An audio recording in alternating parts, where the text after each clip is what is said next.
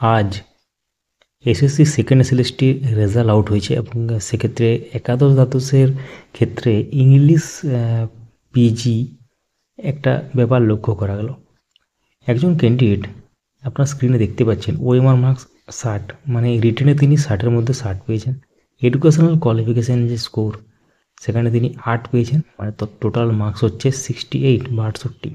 কিন্তু cut off মার্কসটা কত দেখতে পাচ্ছেন 74।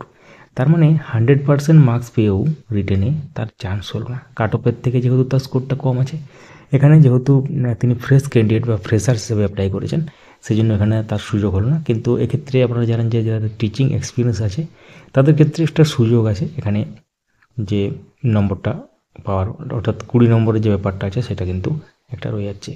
তো অবশ্যই এটা একটা বড় ব্যাপার। এবং আপনারা এটা কীভাবে দেখছেন, আপনাদের মূল্যবান মতামত কমেন্টে জানাবেন।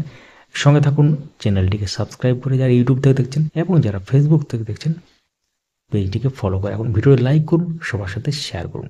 ধন্যবাদ।